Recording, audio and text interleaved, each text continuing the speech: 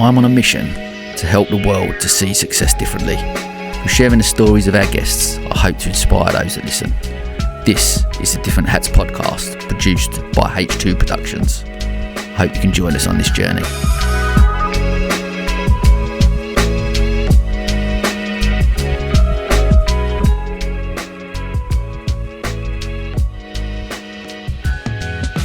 Okay, welcome to a very special episode of the podcast today. We are here in the award-winning multi-award winning Nostos in Hove. Like we did there, mate. We're getting the trophies out later. I'm here with a couple of legends.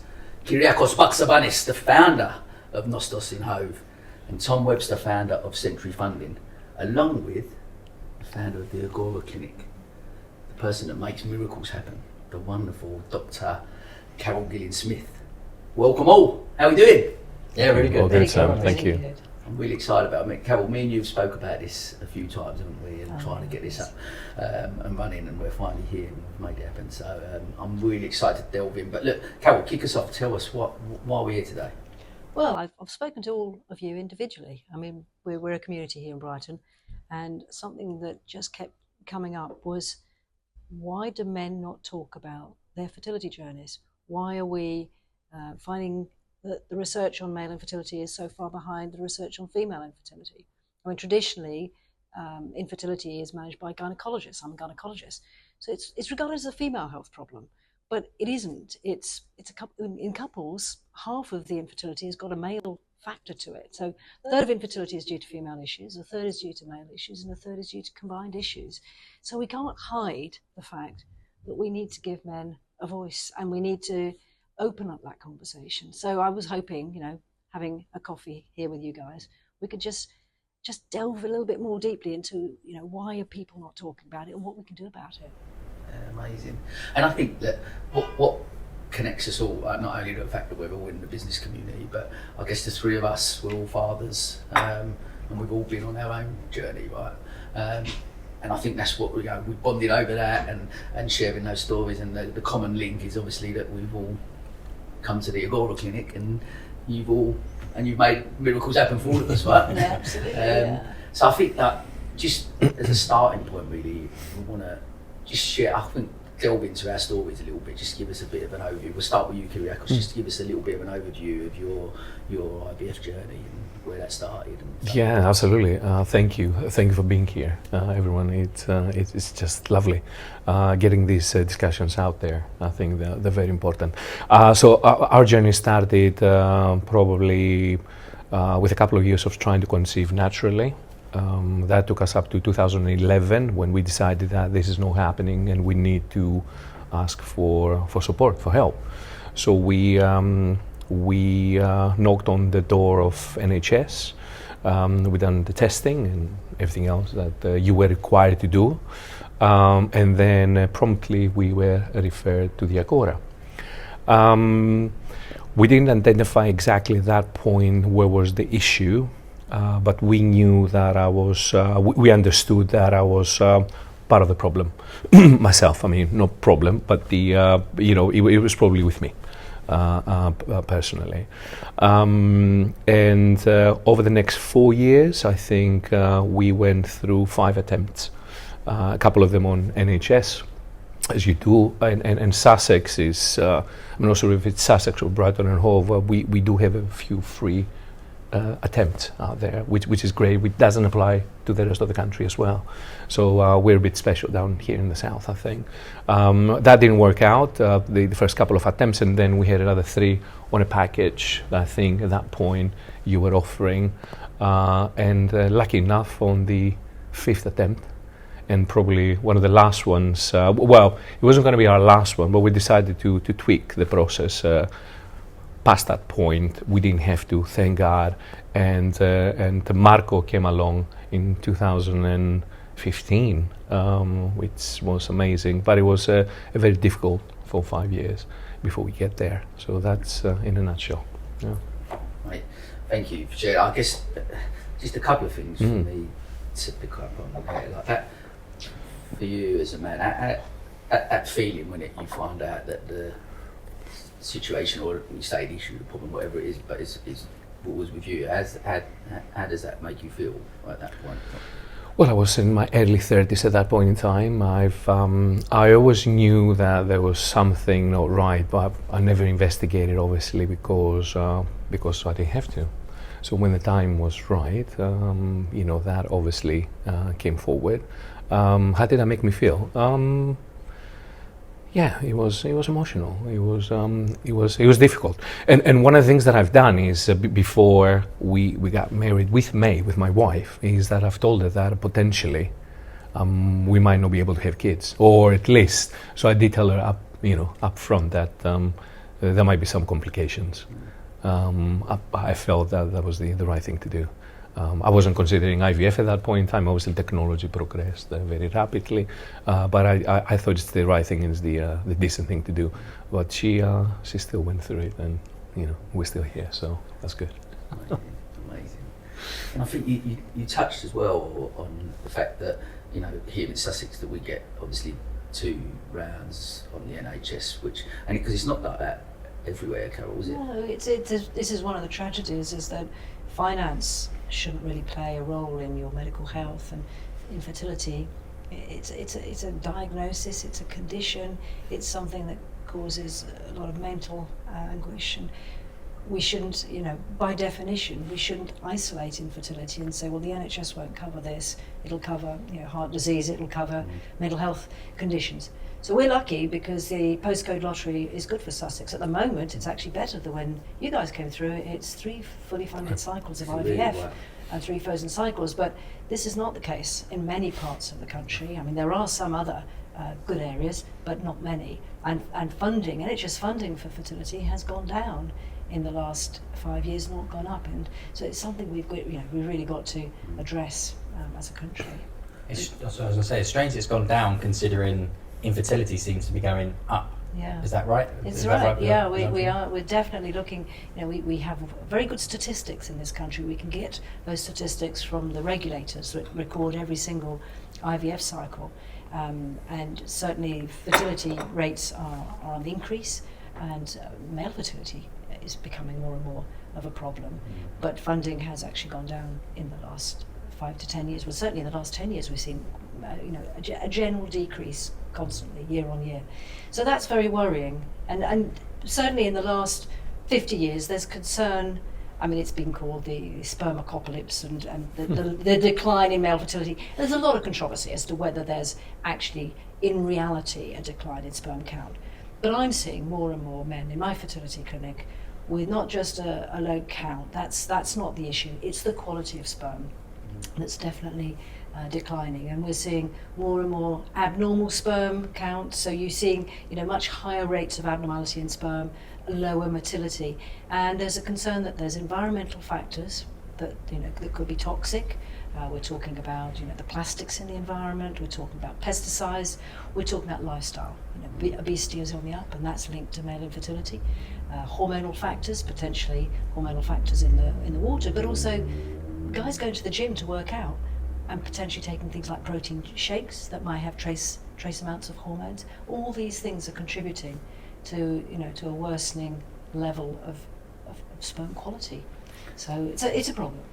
Because it was that thing. I remember when me and you first spoke, and we were over lunch. He was I'm not drinking because I remember going through. We spoke about it, and then when I remember going through the same, thinking when we're going through this IVF, we want to give ourselves the best chance of success. So did completely stop drinking, diet wise, and actually, I guess until you have a problem, you don't necessarily look at that, right? And I think would you say that's such a big factor, people's diet and just lifestyle, as you mentioned? It's a massive factor. You start to make sperm at around the age of puberty, and it's a sort of 3-month cycle. You're continually making sperm.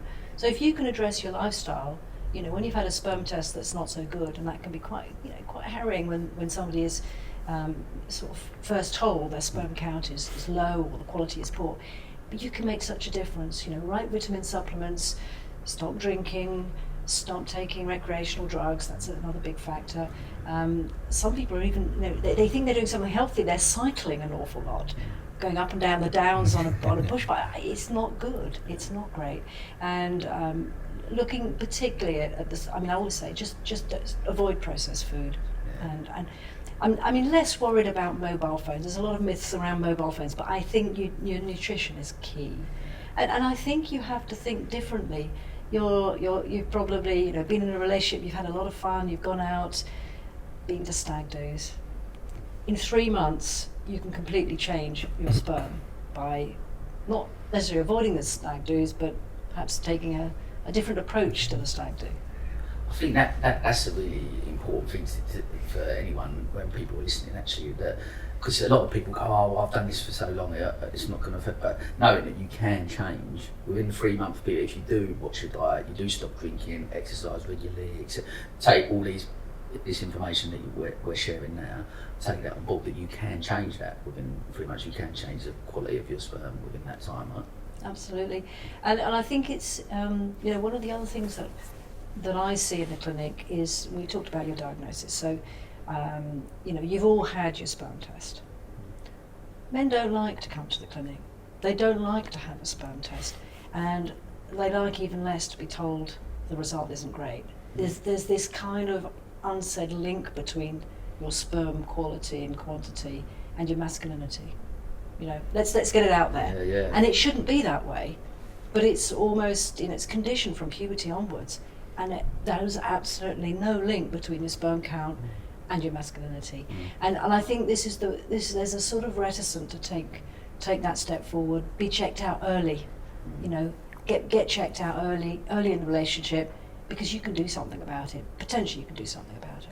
And this is the thing, we will come on to this later, I guess, around the education style of stuff, but it's stuff like this that you growing up, you don't even think about, do you? In your early 20s, you don't think, oh, I'm going to go and get tested, or everything's going to be fine, and etc. And then it's not until later that you find out that actually there are potential issues. Same with us, like, when I share my journey, I remember going up to the point of thinking everything was going exactly as we planned, and got married, we had a house, and met at school, etc. And you come to a point where you got pregnant really quickly, and then all of a sudden it didn't go well, and because there was a lack of education, you didn't know about it. You didn't know about these problems, miscarriages, and troubles with fertility. And I think because, again, back to the point that why we're all here today, is because people don't talk about it, and especially when it comes to men, right? We just don't tend to be as open about that, and that's what I guess I'm trying to touch on what you said, Kyriakos, about like you said about the myth around it. If you've got problems with your sperm, then you feel emasculated, right? Like that. And I think we are as men, whether it's ego, whatever it looks like, there is that situation where we sort of feel like, there's problems with me, like, am I not a real man? And I wonder whether, from a woman's point of view as well, if they can't get pregnant, there's often the talk around females, and they talk a lot more openly about it, but to the sense that they go, if I can't carry a child, and I'm not I'm not a real woman, and them type of things. I think, like, from a man's point of view, is that, I don't know, what do you guys think? Is that what you sort of think around that process? I think society says that. I feel I was always fortunate in my journey in that we were unexplained infertility. So we did all of our testing and everything kept coming back super healthy. And there's it has its own frustrations, because you're like, well, something's not working. They can't just keep telling me that everything's fine when it's obviously not fine, because we've been trying for so long. So I never had that emotional connection, because we were fortunate not to go down there. But I do know that, there's a part of you that thinks, well, if it is, maybe then. So it was never a direct thing that was already in my head, but it was something I was always conscious of, if that makes sense. Yeah. Well, touching on that then, Tom, tell us a little bit about your journey and your story. Yeah, so me and Ems met, and quite quickly we sort of really hit it off really quickly. So we're both from the same town, and it turned out that we literally lived around the corner from each other. About 4 different houses, and we had the same dog, and but literally our paths never crossed. And she was the year below me at school, but we actually met in our 30s on Tinder, even though we knew of each other, but it was Tinder that connected us. And very quickly we sort of our lives just meshed together really well, and it was just, everything just was perfect. So we moved in together really quickly, and then COVID happened, and then you're together, but everything was just really idyllic. And I know you were saying earlier about sort of that whole not trying thing, and you do the whole trying to make sure you don't get pregnant because you've only just met each other, and then you then start trying, like, well, why is this not working? I've spent my entire 20s make sure I don't get pregnant. Now I want to and I can't. It's like all really frustrating. So we tried for about a year, off and on. You have your moments where you take it a bit more seriously than us. We tried for about a year, and then it got to about a year, and we said, let's really try.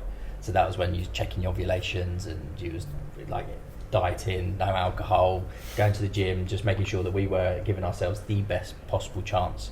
And then a year of that, and then we would then went to the NHS, the same as you did.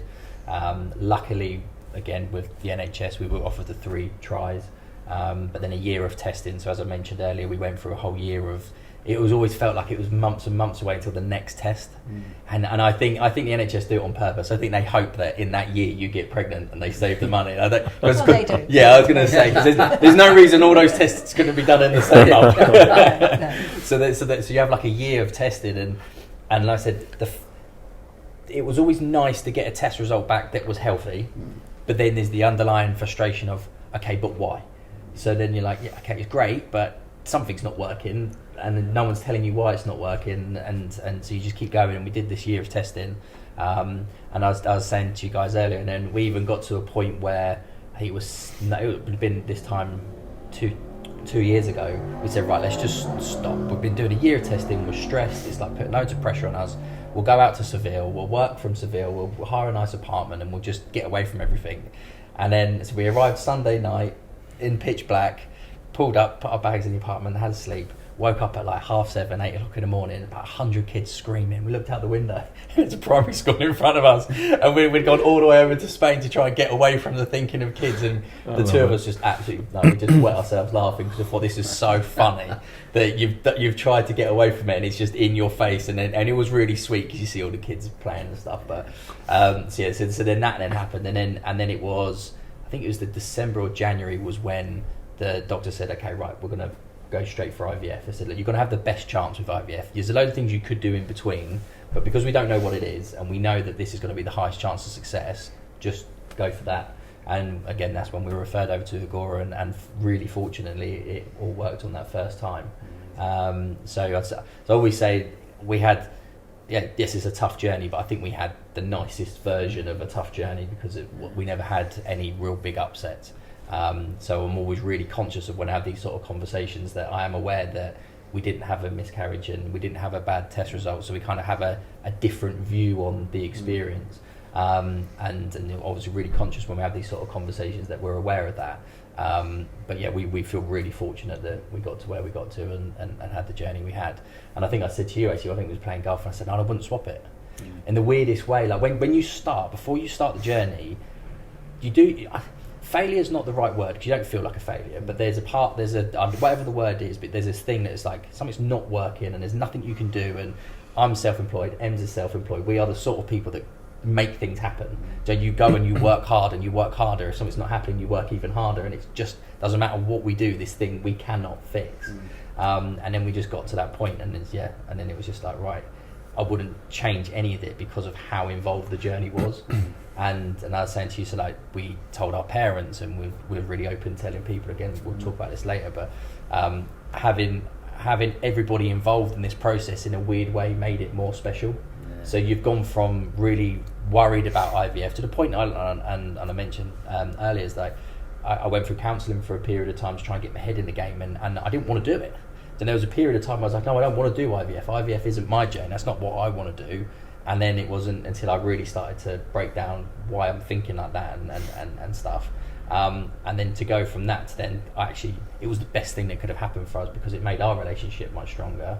Our parents were involved, all the scans, all the different tests, all the different things. Everybody's on side rather than going through this journey alone.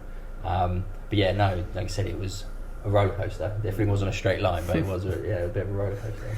It's like, I think one of the brilliant things about us, obviously the three of us getting together, and obviously individually, and we spoke about our journeys individually, is that they are all different, right?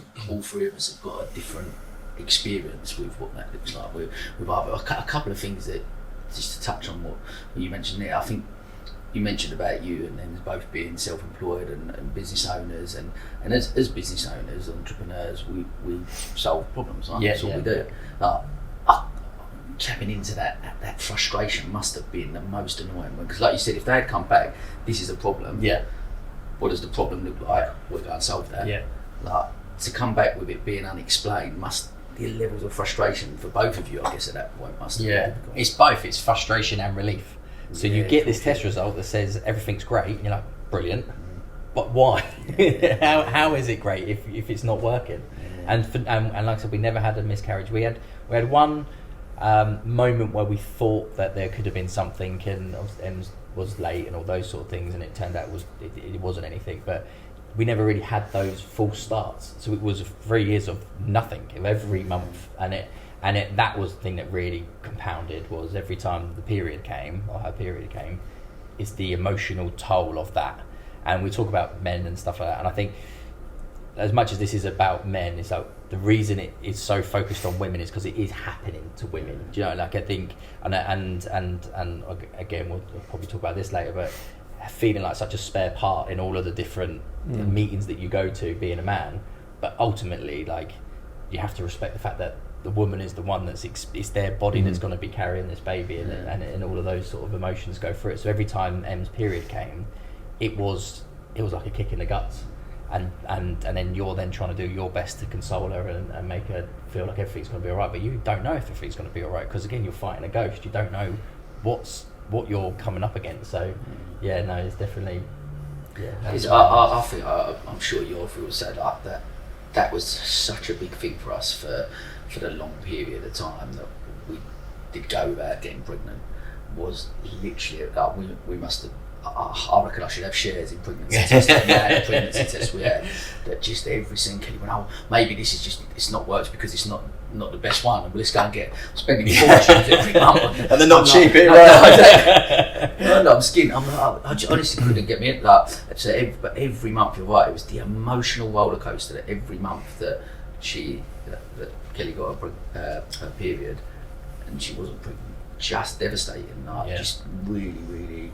So, like you said, that for us, it's not physically happening to us, but the emotion, I think, from a man, is still that emotional toll. Because we're on that journey, we still want that, right? We still want the outcome, but and like you said, you almost feel a little bit helpless from it. Right? That for me was such just the roller coaster of that period of time, like them few years.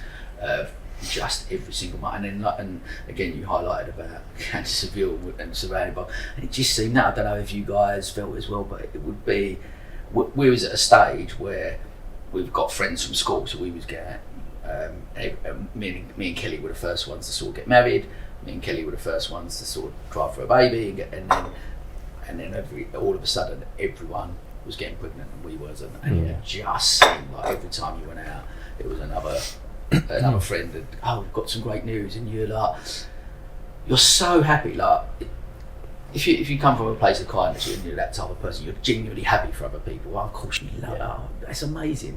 But at the same time, and Kelly especially, it would just floor her every single time, because she wants to be happy for a friend, and yet at the same time she's there and seeing these other people. Like, was you and May, like, did you experience that? Well, I mean, we had a smaller circle of people. Obviously, I've just moved from Greece, a few years back, and so our family was around us, and we did share with the family, well, not with friends. We didn't have that. In retrospect, I think that could have helped, opening up a bit more. But a couple of things that you've highlighted: the resilience, the self-employment, mindset, whatever you want to call it, but the resilience of, this is not going to defeat me. I'm going to find a way through it. I've got a plan. And these 5 attempts, or 5 years, 4 or 5 years, that we've been through this, it was like, okay, next one. And there's a plan B, and there's a plan C. And if that doesn't work, whatever, we're going to adopt. End of the day, we're going to become parents one way or another. And that kept us, and that helped us as well. It was one of our biggest challenges as a couple.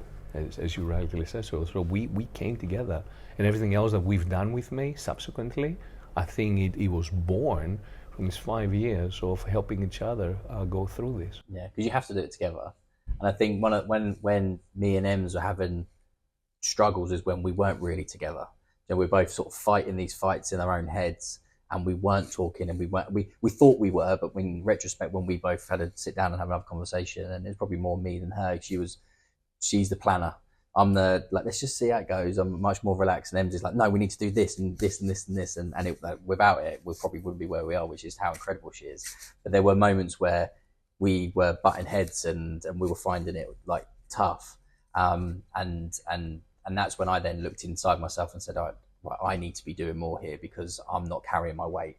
So that's when I started seeing a counsellor, a psychiatrist, whatever you want to call it. And so for a few months, it was like every week having an hour's worth of a conversation. And I felt like I wasn't having conversations I wouldn't have with other people because of how open I am. But it was just that time to have someone really go in on me. Because usually if you talk to your friends, they're going to be supportive. They're going to be, it'll be all right. But sometimes you need someone to go, well, you're thinking about this way. Why don't you think about it this way? Or have you thought about this? And to get myself to reflect inside and then come to that realization, actually, Em's is doing a lot of the heavy lifting here, and it's now my turn to pick up some of this and work together.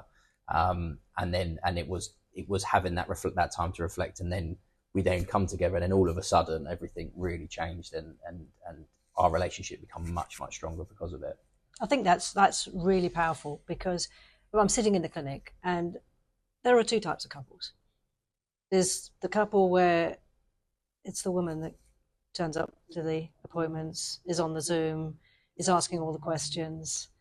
And then there's the couples that are couples where they both make the effort.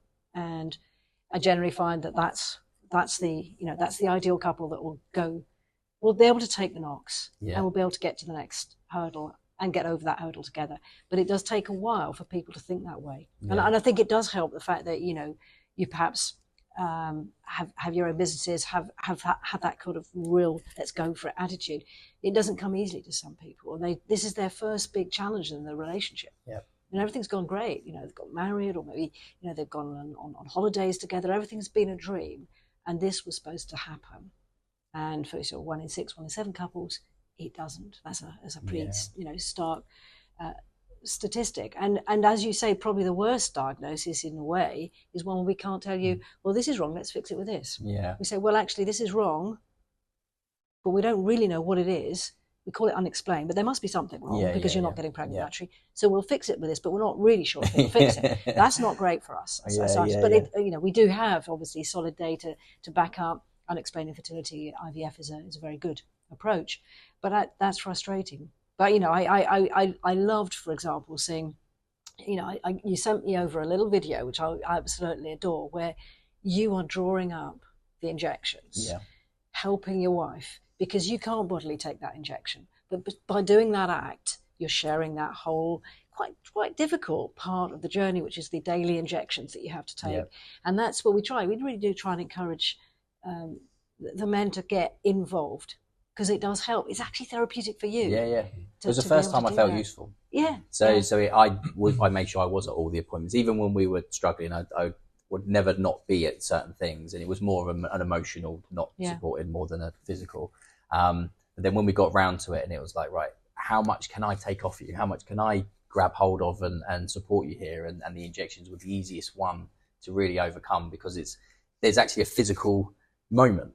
In the weirdest way, is I have to inject this in your stomach. There is a moment where you are connected, and a part of it now, versus just being the bloke sitting in the corner while the doctor talks to your wife. It's like you're now. It's like I can be helpful. And I think women hate men for it. We want a solution to everything. Sometimes we just want you to just talk and listen, but it's in us to go, right, I want to fix this. I want to help you fix this. I want a solution, and to be able to do the injections and be with her at those moments. And it's funny, it wasn't too far from here. The very last injection, which was the trigger injection, was in the church. I can't forget is it the big church on where Queen Victoria's at the bottom of the road? Yeah, well, it was one of those classical music nights. Wow. So we're there, it's all candles everywhere. We're sitting there listening to this classical music of like movies and all this sort of Hans Zimmer night. And then we had to queue for the toilet, and then we've both gone in the toilet together to do the trigger injection. and you've got this queue outside of people thinking, what are these two people been up to in there? And if only they knew that we were in there to do that. Yeah. We're in there making babies. Yeah, just not the fun way. You know what? It's so funny you say that. I still remember we done exactly the same. We went to, we had a friend's birthday in London, and we had to go to, we was going to a nightclub in London. And I remember emailing the nightclub beforehand saying, look, we're coming in, I've got a bag of with a needle in and an injection, but it's not like that. This is the process, and we informed them exactly the same. Right? Wow. We went into the toilet together, and we come out, and there's people standing. You just think, oh, wow, it is just and they're the type. But like you said, I guess from our point of view, is the fact that you want to be part of it, and you want to, like you said, we are problem solvers. I want to get in there and I want to fix it. Of course, I'm an eternal optimist. So for me, I'm like, of course everything's going to be all right. And we're going to sort it out. This is just part of the process, and we're going on the journey. But when you go through, and there's different stages, and say failures or miscarriage, whatever those things look like, they're part of that roller coaster. You just keep almost going against the brick wall, and it is so hard to I guess to deal with. And I think obviously I'll share a little bit of, obviously, about our story, which I've shared with you guys. But like I said, me and Kelly, we've known each other since we was 11, right? So we went to school together. We started dating when we was 18. So the whole childhood sweetheart thing. We then, moved in together, got our first place together. Everything. Kelly had always wanted to be a solicitor. Went to university, become a solicitor. Everything in life had all gone. Got married. Group of friends. Everything had gone according to what society would say would be. You've hit that milestone. Hit that milestone. Then she's like, right, okay, we're coming up to 30 now. She's a qualified solicitor. Let's get pregnant. And literally within the first few times of trial, we got pregnant. It was like, obviously, just fits in nicely with our whole plan. So it's all gone according to plan. And then we actually had a miscarriage on Christmas Day. She lost the baby on Christmas Day, back in 2009, and it was just so out of the blue. Like, I was working at the Tony and Guy in Lakeside, and so I was working Christmas Eve, and she'd come to Christmas Eve, come to do a bit of shopping. Last night she'd come in and she just said, I've got a little bit of blood. I'm like, okay. So we ended up, I said to the people I was working with, I said, look, I'm going to have to go. And I went straight to the hospital. Didn't even think anything of it. Like, this is just part of the process that we're going to see what's going on. Getting back to lack of education, back to not understanding enough about it, back to how many people have miscarriages, etc. Turn up there, and it was literally Christmas Eve night, and they said, and it had, because of the way it had happened, they couldn't do anything on that night because of the timing as well, being Christmas. They couldn't do anything on the night, and it almost had to go and let it come out naturally. And she did go up Christmas morning, and it was just like, I mean, you go back there now, like, so weird, isn't it? Like, you don't really relive these moments as much, but you go back to, I just remember, she was just devastated. And I just felt like, just felt so useless. And she was just, and it was just such, and again, back to I'm going to do Christmas dinner. My mum and dad would come round. My mum and dad are not really talkers, right? So they come round, and it was so hard. We're sitting around the table, and I'm like, and it was just the most sombre Christmas Day you can't even imagine. Like, and Kelly just went to bed, and they were just, and you go back there, but Kelly being Kelly, she's like, right, okay. After a few days, got over it, right, we're going to go out, and we want to go again. And we did, and we got literally pregnant really quickly again, and then this was in January, February 2010, and then in the April of that year, we was trying to be really careful then and monitor everything. Ended up going, and she had an ectopic pregnancy. So we went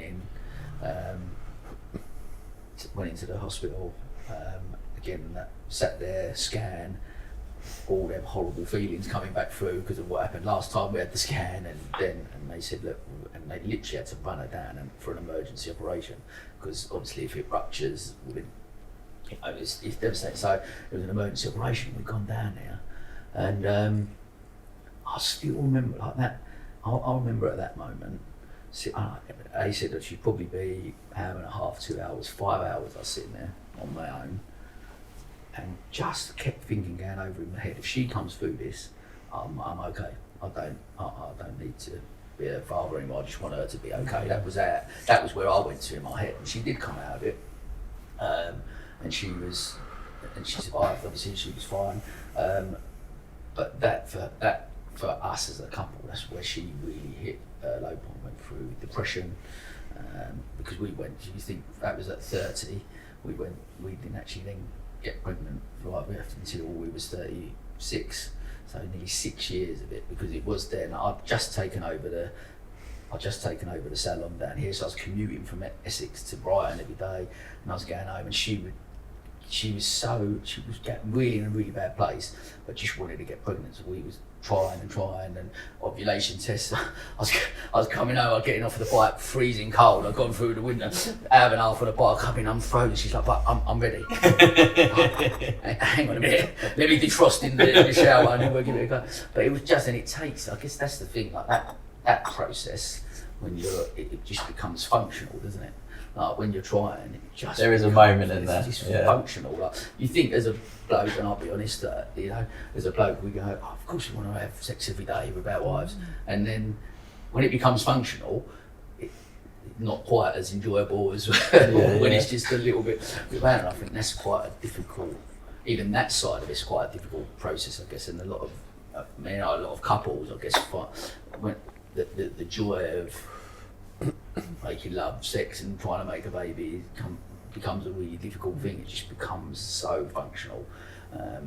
One of the things used to really annoy is the wrong word, but used to get us is when you would say to people, right, we're trying and all this sort of stuff, and they go, well, stop trying so hard, take the stress off, and you're like, that doesn't help. That you're making it worse. It's like as if these magic words, and I know it comes from a good place. People are saying it because everyone's always got a friend that said, oh well, they just stopped trying and then it just happened for them. You're like, yeah, that was their journey. We're going through ours, and yeah, but it was one of those things that you get to the point where you're like, okay, right, here we go. and we would laugh about it sometimes. We'd both look at each other going, well, that's one of them ones, isn't it? Then I think you go full circle and you come into waves of it where all of a sudden you say, right, well, let's just take the pressure off and just enjoy it. But then it creeps in again because you realise that we are doing this for a purpose. We both really desperately want to be parents, and it's hard not to take it seriously. And it's hard to then inject fun and all this sort of stuff. There's just this weird moment where, the two of you are sort of trying to work out what you're actually up to. Yeah, I guess it's part, like you said, it is part of the journey and the process. And you go through, I think that roller coaster, you just go through such different waves with it. I remember getting past that, and almost then, we actually went through a period of just not trying for a long period again, just thinking we ended up moving down to Brighton and looking at Kelly again. I think it's really weird because I'd accepted, in my head, I'd gone so far along, that 5 hours I was sitting in the hospital on my own, I'd gone so far down that route that I was going, I'm okay, let's not push it, if it happens, it happens. But Kelly, being Kelly, she's so tenacious, she's like, no, I want to be a mum. So let's go, and then that's when we started looking at IVF and finding the Agora Clinic and what that process looked like, and we ended up going in for our first round, and it didn't work because Kelly had this very specific. Kelly's got something called natural killer cells. So the reason she had the miscarriage in the ectopic pregnancy, because anything that went into the body was seen as a foreign antibody, so we just reject it, so she would never have got pregnant naturally, or she would have kept getting pregnant but would have kept losing it. And bear in mind, after the ectopic, she actually had one tube removed as well, again, which was a whole process, a horrible process, and again, back to feeling less of a man, feeling less like she was like, I feel less of a woman. That's been removed. I'm like, the chances of me getting pregnant are minimal now, and if I do, it was such a awful that process and trying, but she just wouldn't let it go. She was like, God. And then we had the first round. I remember getting everything had gone really well. So we get a lot of eggs, and it all really healthy ones, and they was all gone back in. It was all everything was we ticked all the great boxes, and it was couldn't have gone better for the first one. It didn't work. And we was like,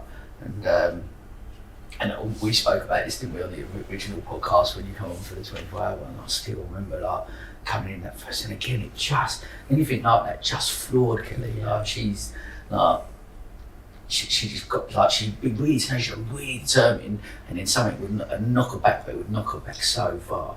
And I still remember like going in that second time, and like you said, right, this didn't work, but that's okay. We'll look at the next process we did. I think we had some special tests that come in recognising the natural killer cells and what process we could do, and it was an extra, an additional part of the IVF journey.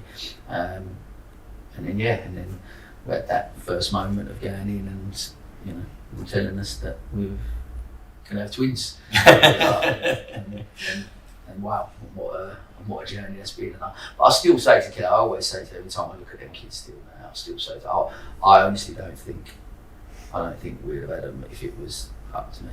And just purely, I'd gone so far. And I thank her every day for the fact that, you know, as we all know, they're game changers, right? 2-year-old. It changes your life more than anything else we'll ever achieve or do or whatever. And so to sit in that, have not experienced that, I would have, you know, so I will be grateful for her forever. In a day for that, and we again, I always say we were lucky ones as you guys are, and one thing, just to take it back, I guess, for one thing, I did want to touch on what you said about adoption. I know me and you have sort of spoke again, like, that process with Kelly, we was talking after the first failed round, she went, if this doesn't happen, because the second round was not great, like we had less put back in, she went, it's definitely not going to work this time, and was really blasé about it, and maybe the less stress, maybe that, I don't know, but she started talking about adoption at that point, and I couldn't go there in my head, like, I would, again, I'm an eternal optimist, until I sat in front of her and she categorically said to me, you can't have children through IVF, you will not be able to have a child. Then maybe I'd have spoke about it, but until then I'm like, no, we'll be right. Yeah. I always said to her, because even if this doesn't work, even that second month, I said, if this doesn't work, we'll go again. We haven't got the money to work, we'll find the money. We'll find a solution, we'll go again, and we'll keep going until someone tells me categorically. So I didn't entertain the idea of adoption, but you did, didn't you? You obviously. Yeah, we did. I mean, I was quite a unique case. First of all, I was the party responsible for the, you know, for not being able to conceive naturally, and I'm quite unique as well. My sperm was healthy. The problem is that I have a genetic condition. One of my kidneys, it's in front of the reproductive sort of system, so it kind of messed up things down there. So they had to surgically remove sperm. And you froze it, you froze it, you know, and do it in the lab. So we had that additional complexity. So we both had a couple of live extractions, or me and implantation, May. So we had that additional step. So being the responsible party, in a sense, I was thinking of everything. One of the options was donor sperm. If that doesn't work, maybe it's me, kind of, you know, maybe it's, you know, my sperm is not healthy, but thank God it was. And finally, I mean, the adoption side of things as well. So I wanted to give every potential opportunity for us to, you know, to be parents, and for me to be a mother as well. So, yeah, I felt responsible for the for this not happening. Yeah, I've got two. One friend has adopted, and I've got another friend who had the donor sperm. And you asked both of them if they would change it, and they would say no. That their kids are their kids, and I've always, even before I went through the journey, I always believed that to be a dad or a mum, the sperm and the egg is actually irrelevant. It's the person that raises that child is that person's mum or dad. It's the nature versus nurture, yeah. and it's and I see this so often. I think, you know, when you're sitting on the other side of the table, you know, we've had conversations with all of you, and you know, it's our role is to manage your expectations. Really manage them. What, you know, if we do this or tweak that, what is a realistic chance? And to help you come to that decision, you know what, I think I'm ready now to think of another, you know, I think our job is to keep those doors open, and they may not be always the doors that you'd originally hoped would be open. I'm going to biologically parent a child. And for those people, it's about making sure that they have no regrets. Go back, wind back your life and say, yeah, we did everything we could. Whether it's for egg donation or sperm donation, we did everything we could. But actually, this is a great solution now because we know that it's going to have a much better chance of working, and we'll get to where we want to be, which is parents. And we have so many really happy couples who've done either egg or sperm donation, or who've gone on to adopt. But I think our role is really to try and bring it out of you as to what you want to do, and give you realistic chances. And I think, like for me now, I have different conversations now, because back at that time, again, I couldn't get my head around adoption, but being a parent now, again, back to the first second I held up seeing her come out first, the first second I held seeing her, game over. I've changed my life, and to know what it's like to be a father, I would 100% I would have adopted. I wouldn't go back or whatever I needed to do to have this feeling, because I'm interested to find out from you, like, even through all of the stuff that we've done, right, all of the whole journey, as a man, I still, until the second I held her, even I'll be honest, I won't bullshit up. Like, even from the time when kids get bigger and I'm holding, I'm feeling them kick for the first time, still got to a point thinking, am I ready for this? Am I ready for this as a man? I don't know if I'm ready. Will you ever be ready? But she was probably feeling the same. It's as women, when we're carrying, we don't quite know what we're going to feel like. And I can tell you, as a woman, the most amazing feeling when you first hold your own baby. It's a shared experience. It's a new road that you're taking. You do not know what you're going to feel like when you hold your baby for the first time. And we've all been there, right? And it's just there's nothing I don't think we'll ever do in our lives that will ever compare. Oh God, no. No, mine wasn't so much the whole, like you say, like throughout the pregnancy journey, you don't feel like a dad. You don't feel like, so you don't really feel overly involved. You see the bump growing and you feel the bump and you go and do the scans. I even fell asleep. Oh, Ems will kill me for telling this story. I even fell asleep during one of the scans. It was boiling hot summer. I'd already been to like 4 or 5 of these scans, and I was sitting there, and the midwife or whoever's doing the scan, a really monotone voice. I'm hot. It's dark, and I'm like that. We've come out, and Ems was like, "Would you get really emotional in it?" And I went, "No, not really." She went, "You was asleep, weren't you?" so for that whole process, like you want to feel this thing, but mine was the scream. So we had Ems had a C-section in the end. Again, we wanted a natural birth, and you wanted natural is always a funny word when you talk about these things, but I think it's the best one we've got at the moment. So you want a natural birth, and you wanted a water birth, and all of this, because you you go down these stages, and it turned out actually it was probably going to be healthier for us to go for an elective C-section. So you've got the blue screens, you've got all your stuff on, and there was a stillness in the air that you instantly knew the baby was here. Everybody stopped. The world stops, and everyone's waiting to hear something. And it must have only been a couple of seconds, but felt like an absolute lifetime. Then all of a sudden, you just hear this bellowing scream, and I've just gone, and the two of us are just crying. And then they drop the thing, and then you see his little boy, and it's just like, and the world literally doesn't exist. For that moment, there is nothing else going on in the entire universe. It's just this little boy is here, and that scream was just like this moment where you just went, "Phoom." And you're just like, oh, yeah. Wow. Yeah, I mean, for us it was a little bit challenging. 24 hours, we went into labor, and he wasn't coming out. I mean, he wasn't coming out for the love of God. So we had to end up, signing the papers, obviously, to surgery. Everything happens, we're not responsible. My God, I still remember signing the documents. And we're there. Forceps being used at that point in time. It comes out. I had to do the snip, the law, and then the scream.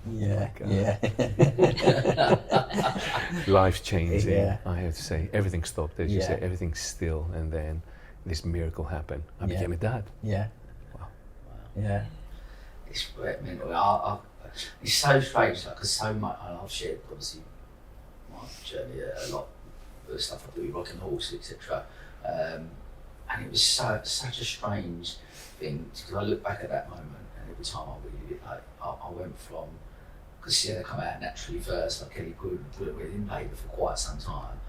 She went full term with twins, thankfully. But Sienna come out, I just still remember, like, you hear that cry, like, they gave it to me when I was older, and just, like you say, life-changing experience. And probably the happiest moment of my life, that in that second, just all captured. If you could bottle that, we'd all be doing it. We'd be nicking a few quid, but just magic. And then from then, obviously, Lucy had a prolapse called, and we went from that, same silent things, emergency cesarean, and come out and didn't have that cry, didn't have that, because she was limp and floppy, they put her on the thing, and I'll tell you, for me, probably gone from the happiest moment of my life to the most scared I've ever been, because I just was not. Kelly was, she just given natural birth, and then she had an emergency C-section. She was just lying there, and they said, "Right, we've got to take her away right now." And they, thank God, we was at the Royal Alex, because it took them straight up to the Trevor Mann unit and said that got to put her on the cooling mat treatment. Basically, her brain swelled because it's starved of oxygen. Brain swelled, got to put on the cooling mat treatment to reduce the swelling. Okay, well, she's like, yeah, like you said, she's sort of silent, go, okay, whatever you need to. And the fact that they were born there was she was on that cooling mat treatment within minutes, really, and that saved her life, like, because then from that period, I'm sitting in. Kelly was in bit still. She said, open, and then I had, Sienna trying to look after her, but then I'm running up, and he's on, Lucy just lying there with all these wires coming out, and you're just so scared. And I remember the doctor sitting there talking to me and saying that the stage that she's at, there's severe, moderate, mild or moderate, and she's edging towards the more severe side. So they was talking about brain damage, talked about cerebral palsy, and anything in between that. It just was not. I just again, but I think what got me through that period was there's something to be said about being an optimist. I just was like, okay. And I remember saying to that doctor at the time, she said, look, I understand what you're saying, but is there a potential that she's going to be okay? She said, look, we can't, obviously, they can't say one way or the other, but the potential, it responds well to the treatment, and that cooling mat treatment, 72 hours she was on that cooling mat treatment for. If it responds well to that, then there's a possibility. That's all I need to hear. And I just held on to that. And weeks I was in there, and then each stage just kept getting better and better. And you have the MRI scan, and I was similar to like that moment. You said like where you broke that up. Up until then, I didn't allow myself to get emotional. Yeah. I was like, it's going to be alright. Going to be alright. Kelly was in here. Every time I spoke to him, it's going to be alright. Going to be alright. Okay, and then literally a few weeks after that, after the first MRI, I remember the doctor coming back in. Same doctor I'd asked a few weeks before, sit there and go to me, in answer to your question a few weeks ago, the MRI's come back and can't see anything wrong. That was I was gone. I think I come in here and giving the doctor a kiss. I was like, come in here. And Kelly just said, like, it just seemed like all of the emotions just went, and you just fell to my knees, and I was gone. And we did, and then we've got that picture that we'll show later, I'm sure, but that picture of bringing them home, because obviously then you get sent home from the hospital with just one baby. I don't want to leave without the other one, but we couldn't. So you go home, and then the day we took both of them home, put them in that, got together, you just go, life is alright, yeah.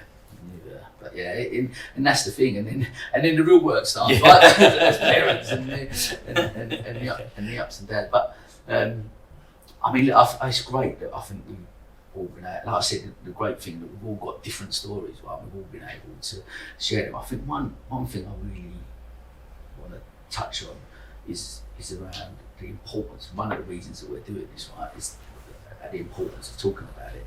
And I think the fact that with me and you, Tom, like, we bonded over that. But we'd seen each other at a load of different events. Wow, mate, we should always catch up. That first meal we went for was before your first appointment for IVF, right? And you were so open with me, considering we didn't really know each other properly. You were so open with me, and the second you said that, I was like, I had the permission to talk. Well, I've been through that. I've been through IVF, and I've had that experience, and we, you know, we become really close friends, right? And I think bonded on that sense. And you was really open about that. But I've learned from my own journey, and the things I've gone through, the importance of being able to do that. And hopefully, what we're trying to create today, I guess. Like, but what about you? Talking about your. Was you more open with people? Not really. I mean, I was, I wasn't very comfortable.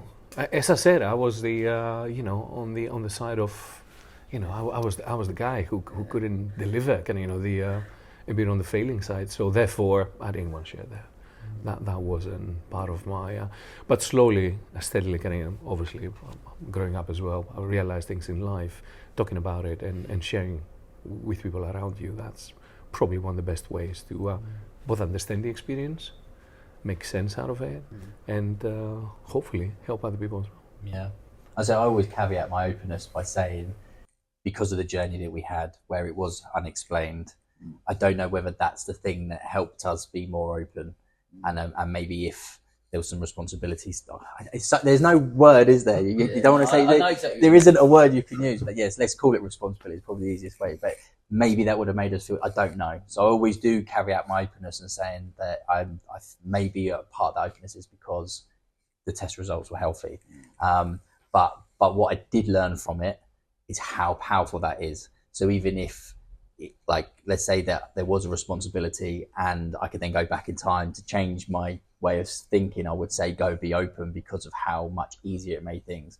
And our journey went from that we wanted to surprise our parents. So my mum and dad, literally since I was 18, have been banging on about being grandparents.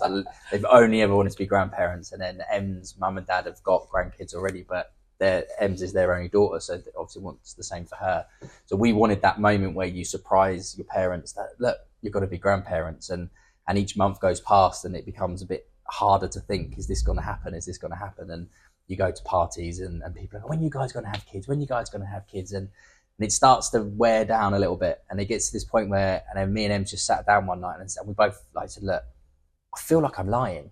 And we're not liars. We're not lying people. We've always been open people. And I feel like we're hiding this thing and it's just me and you. And it's got all of this control over us. And like I said, we'll leave parties and Em's is devastated because either someone's announced the pregnancy or someone's asked about, well, you're not having kids and all in, and again, it's all amazing. Like you're so happy for people and you know that people are asking you coming from a loving place going, because they want you to be parents because they know how good the experience is and it's all positive, but you still have this moment where you're like, yeah, but we're trying, but we're not telling anybody. And I can close my eyes and remember the whole conversation. Like we literally sitting on the sofa and we said to each other, well, let's just draw a line in the sand.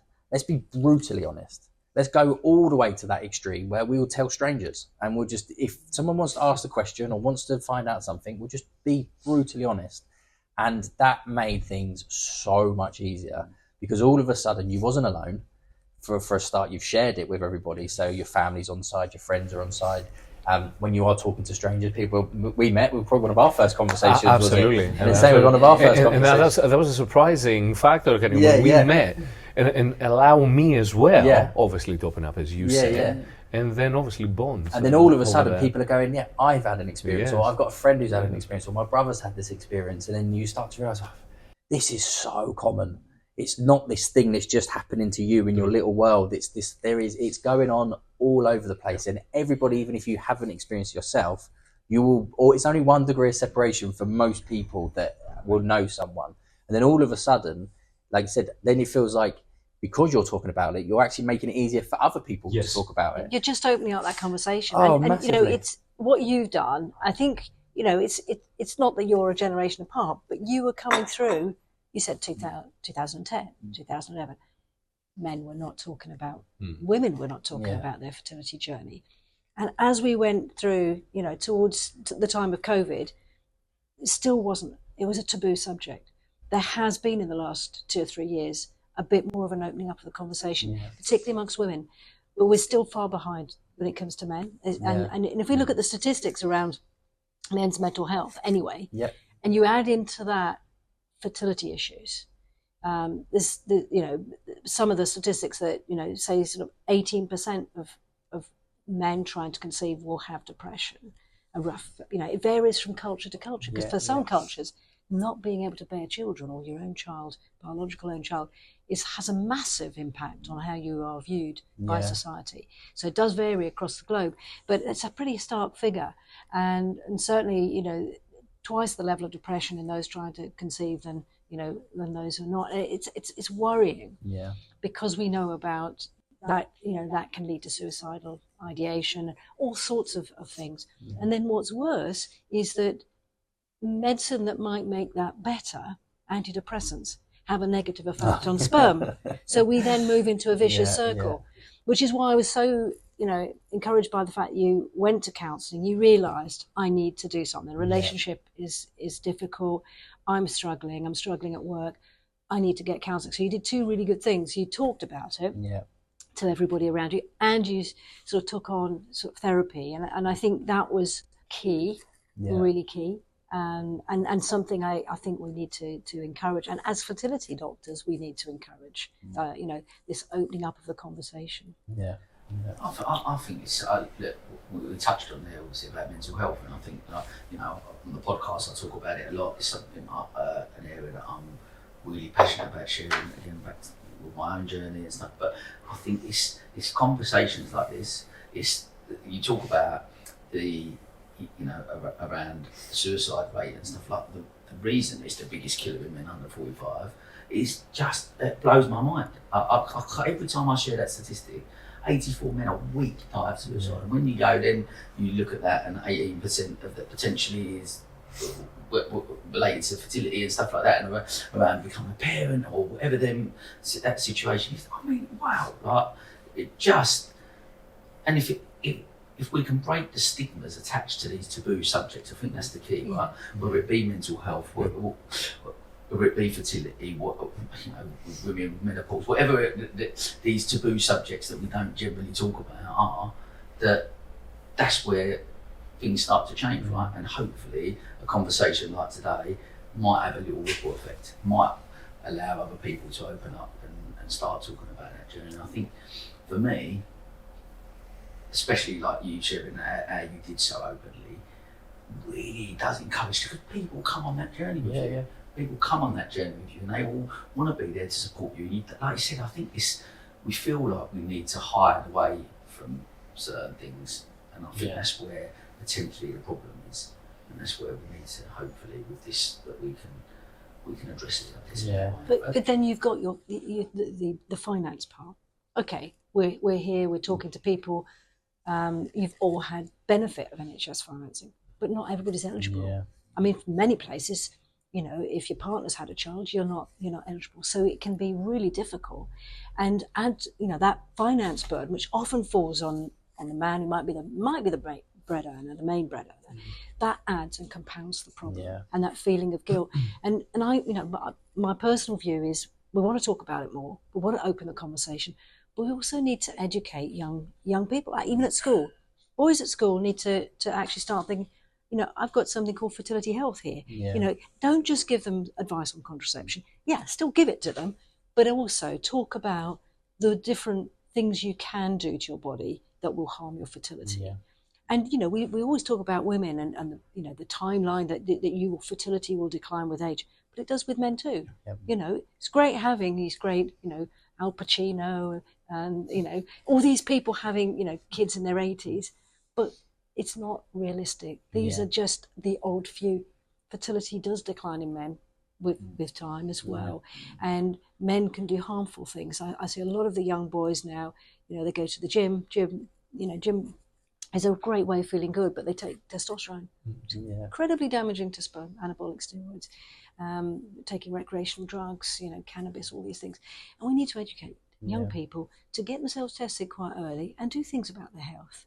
And as you did, not be embarrassed to have counselling. It's a great way of being able to get somebody to give you that guidance. You guys have done very well, because that's your, your business minds, your business heads told you, this isn't going the way I want it to go. How can I make it go the way I want it to go? But that's not a given for everybody. Yeah. And some people need help. I guess there's a couple of things I really want to touch on that you've highlighted. I think that the finance problem, I'd love to go to you on this, Kiwi, and talk about, because, like you said, we was really lucky. We didn't have to, there wasn't a financial input there, didn't have to have that struggle or that to worry about as well. If we'd had that, we only had 2 rounds at the time. It was only 2 rounds before we went through, so had we not been successful at that time, we'd have had the finance thing. And can you share a little bit about that? That's just big burden. Yeah, it is kind of, it's a big problem, as you said, as well. We hit our limit 2 times, and then thankfully there was this financial packages that came 3-cycle online. package was the refund package. What does that look like? Can you tell us? So we were early into adopting a great package. It's offered by a company called Access Fertility, and it allowed our patients to sort of buy 2 cycles, sort of not for the price of 1, but it meant that if they didn't get pregnant the first cycle, the second cycle was taken care of. And it's a sort of insurance. It's more like the United States model where, everybody basically has the healthcare covered by insurance. It meant that when you had that disappointing result on that first cycle, the second cycle was taken care of. You'd paid for it already. But if you were pregnant, the fact that you didn't have to use the second cycle, it doesn't matter. You're feeling really, really happy. And that's a model that's been rolled out in different ways. And I think it's important, that people realise that a lot of people say, well, why is fertility treatment so expensive? It's not. It's the same cost as all other medical treatments. It's just that all other medical treatments are covered by the NHS. This is one of the few areas the NHS still does not cover properly. And that's why, you can be spending 6-7 grand on a cycle of treatment and medication. And that's a lot. A typical IVF cycle, would these days is going to be around 6 grand when you take into account the medication. And it can be more for some people if they need higher doses of medication. Yes. And so you can imagine for people have to do 2 or 3 rounds of IVF, that's a lot of money to find. It also adds another complexity for when it doesn't work. So if all of a sudden you have a miscarriage or it doesn't land, and then not only have you got the pain of the parenting not happening, but then you're looking at your bank account going, that money has just been gone, and I've got to now go find it again. There's nothing to see there. And must just be so, it just adds a whole other, and that's why the NHS is so powerful. Is you look at the American system versus the UK system or any sort of public health system, it takes this massive burden away, so you can just concentrate on the health element. Because when you add a financial element, you've just added a whole nother layer of complexity and problems into something that's already really tough and really emotional. And that's why I think the NHS is a bit of a sacred cow in the UK, because we all understand how important it is to focus on your health and not think about it as a financial thing. And then unfortunately, because some people you have to go down that route, you add this whole other complexity to it, which must be so painful to then be going through what's one of the hardest things you can go through, and then be thinking about the money side of it as well. But there's a whole, in even our community in Sussex, there's a whole lot of people that may listen to this podcast, and they'll say, but we were denied NHS funding for one reason or another. And that can be really hard.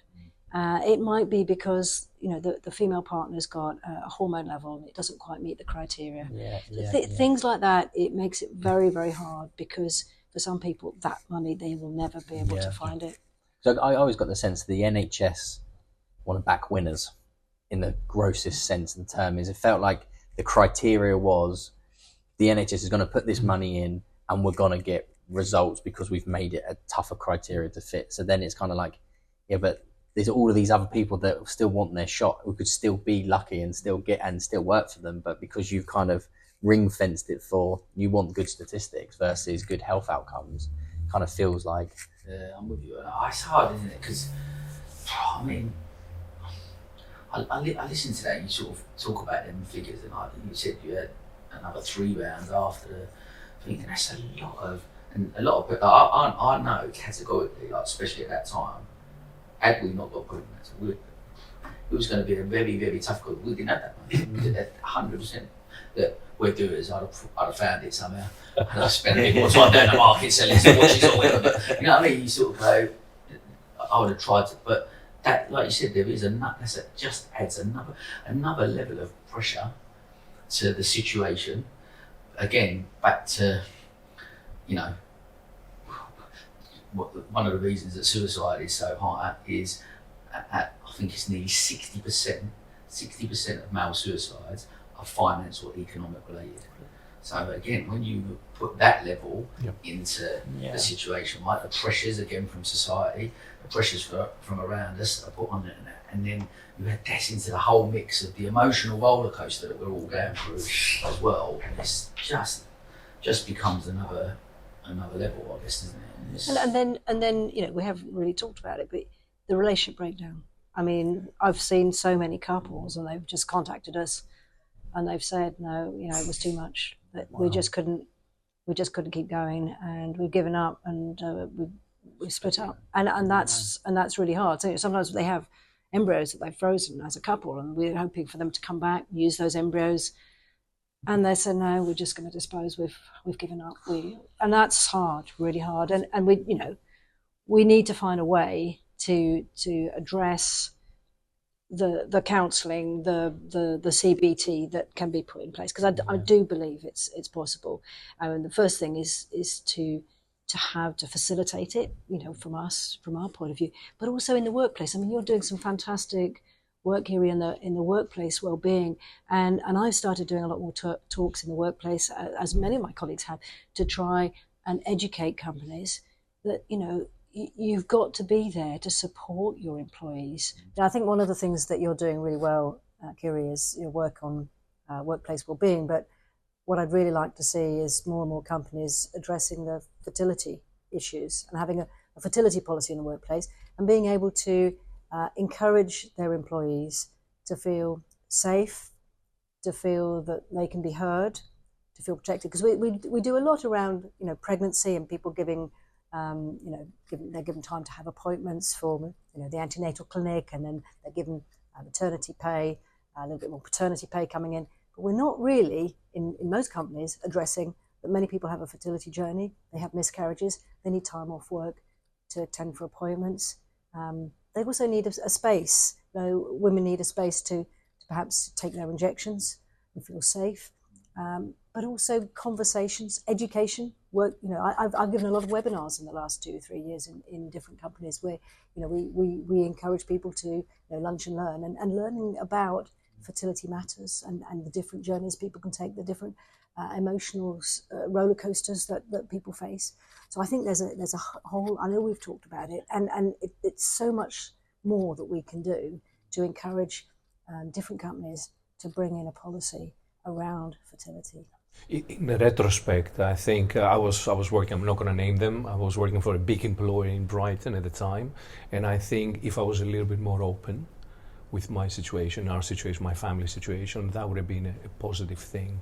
I didn't know if they had a policy in place, but they are one of the biggest employers in the world. So, but it goes both ways. Employees need to be open, and employers need to have these strategies and policies in place. Do you have any templates of policies that you would share with businesses? Yeah, and in fact, I shared it on, you know, in one of the articles I wrote, you know, for Sam's, you know, for the Sussex Business Times, and it's also about learning how to have those difficult conversations. Yeah. And like you said, you know, my friends were really trying to help. They were just, you know, they were trying to make the right conversation, but actually some of that conversation is about listening. It's really being there to listen and just pause and give people the space to let it out. Yeah. And I think that's where the educational piece is. It isn't just saying, well, this is what happens in a fertility clinic. It's about these are the experiences that people have. This storytelling we've done, you know, it's been great because it's sharing that experience, the ups and the downs and the challenges that you face that are so important. Yeah.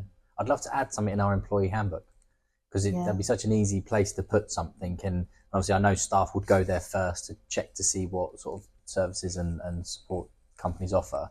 But there's we use an outsourced HR company, and I'm pretty sure that if between us we got in touch with someone like that and said, send out a memo to all of the businesses that you work with, letting them know that there is a policy for fertility that you've written, and to recommend putting it into people's employee handbooks. So it must be an easy win for a lot of businesses, because you copy and paste and it's there, it exists now, and all of a sudden. It's really important to have different policies. Menopause policy, fertility policy is really important.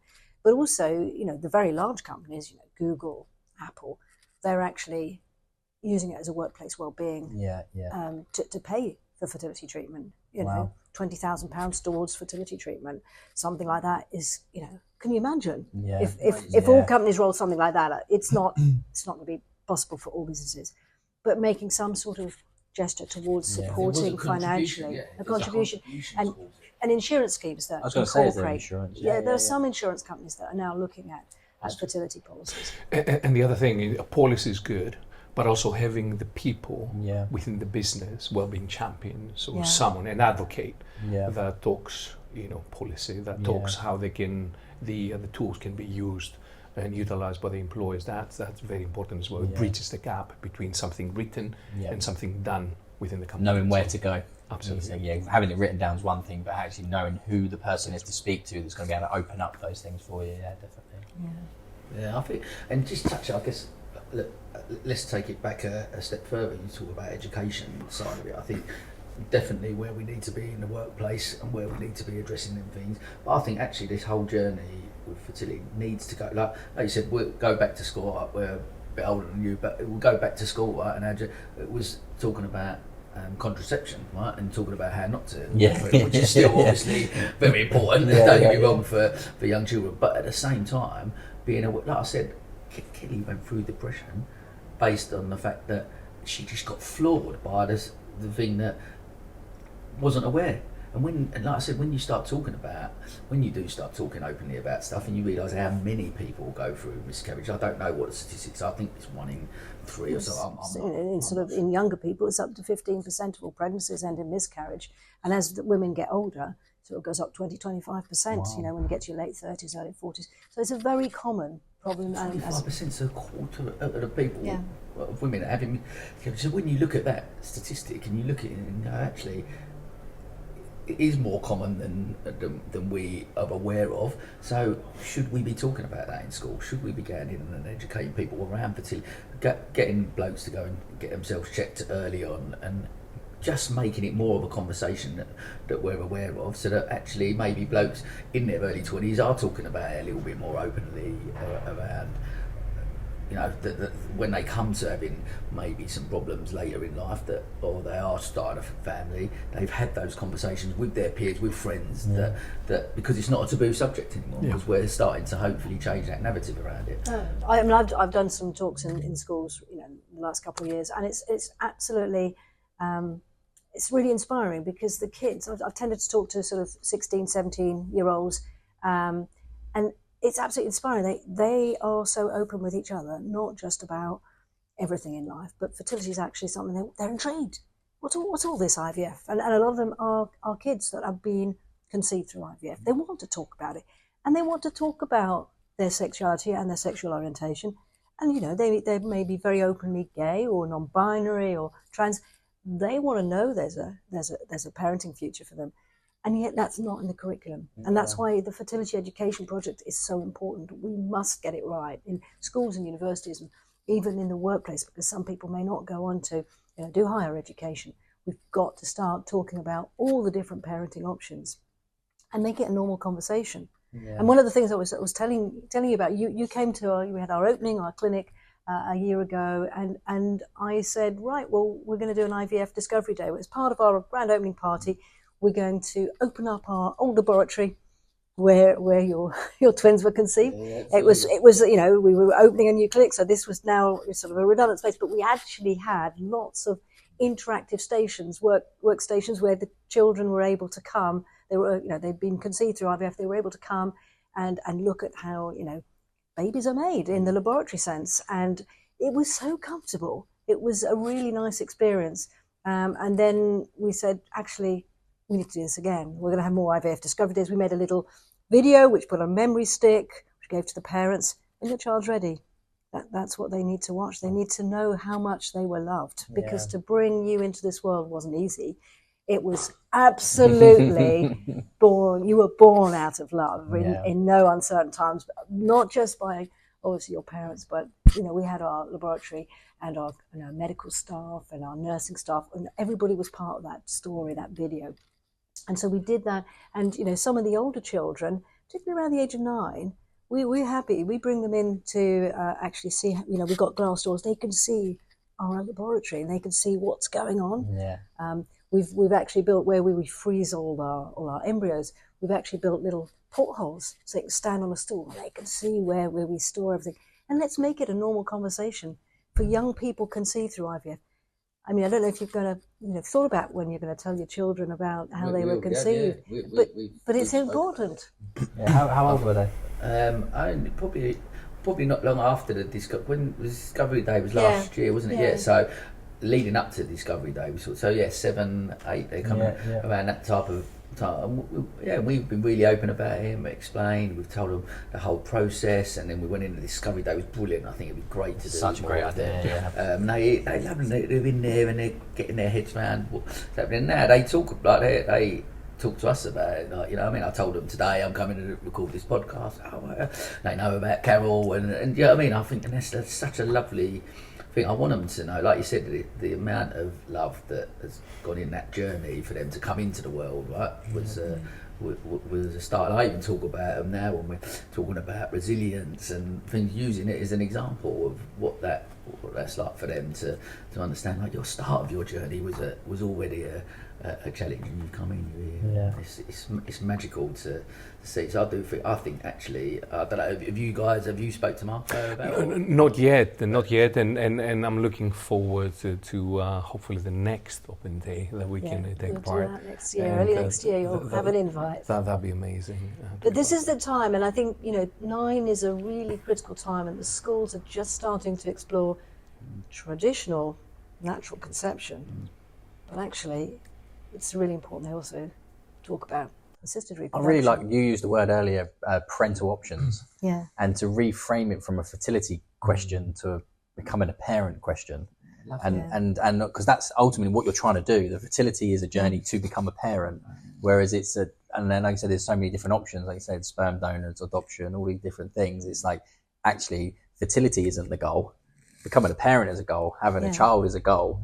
And whether that's however source or route you've gone down, ultimately we're all trying to become parents. So I really like the terminology, parental journey. Options, is what I like to talk about. Yeah, amazing.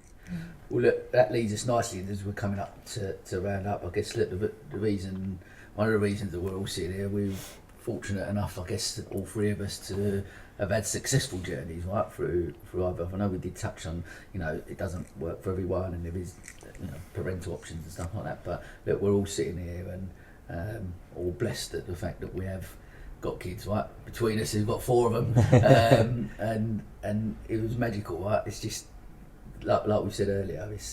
There's nothing that we will do in our lives that will compare to the joy and the frustration that they can bring as well, bless them. But it is look, we've got some brilliant photos on here. I've got to show the one of you and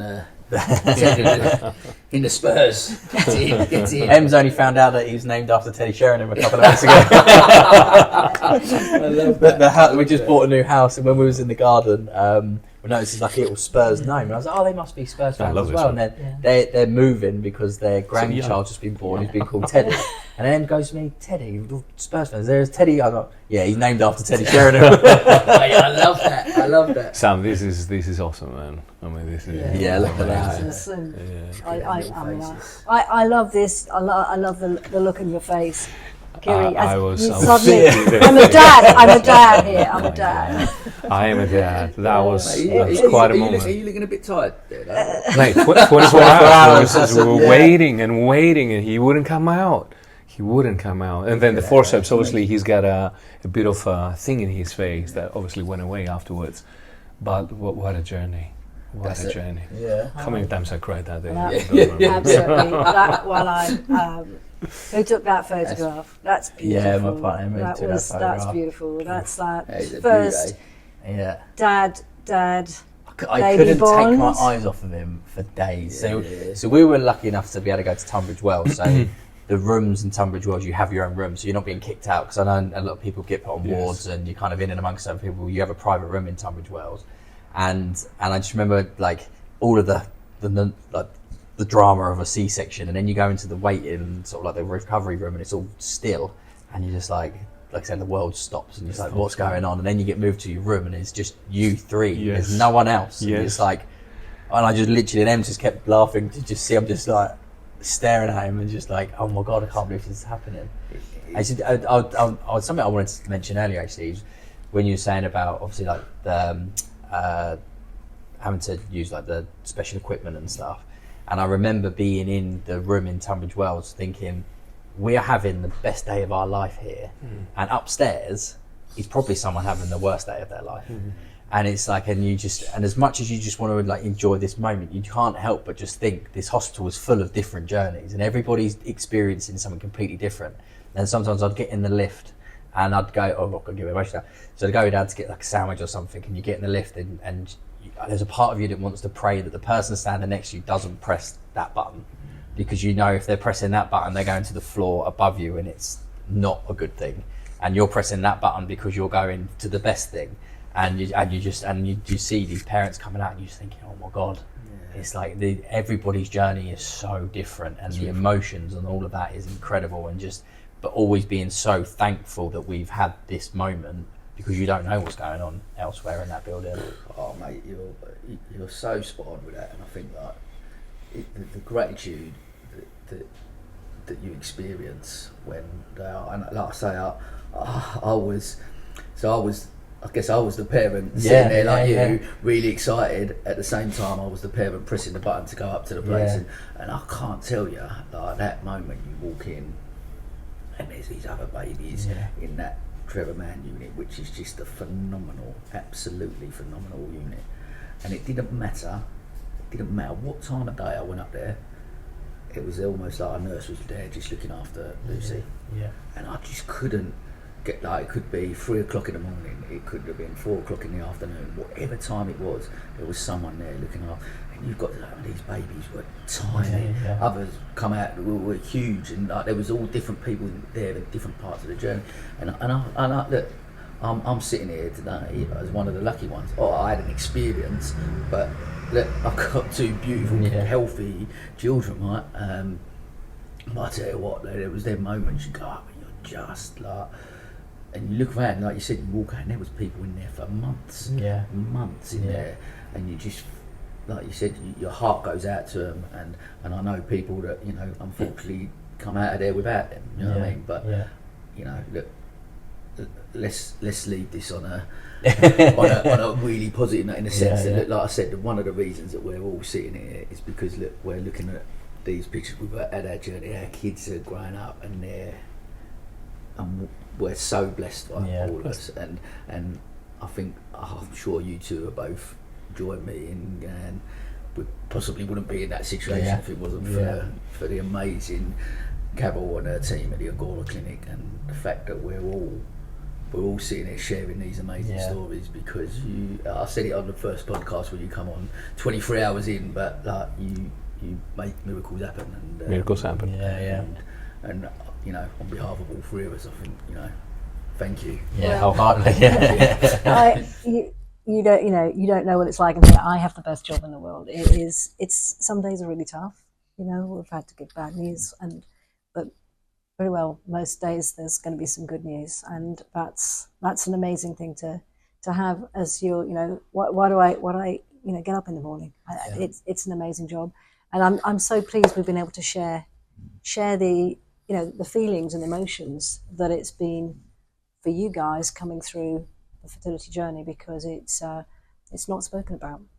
It's been brilliant. I've loved it. I've loved listening to you. It's one of them things, you know, I'm always every time I do a podcast, and especially a special type of episode like this and these type of conversations, that you envisage what, like the first conversation we had, where you go, oh, I wonder what will come out of this, and how can we make this happen? And here we are doing it, and it exceeds your expectations. Like, knew that how close we all are as a one. I knew that we're going to hope that's come across, but ultimately with a mission here, right, with a goal to try and open the conversation more, to try and get men talking about it a little bit more around mental health, around fertility, around all of these subjects that are seen as taboo. That actually, hopefully, conversations like today will start changing the game. And I'm grateful for all three of you to be here today and share our stories, right, and get our message out there, and hopefully we're going to make a bit of a difference. And Absolutely. Yeah, well, thank you for pulling it all together. Thank Yeah, you. thanks, Yeah. Sam. it's been amazing. I think, as they say, that is a wrap.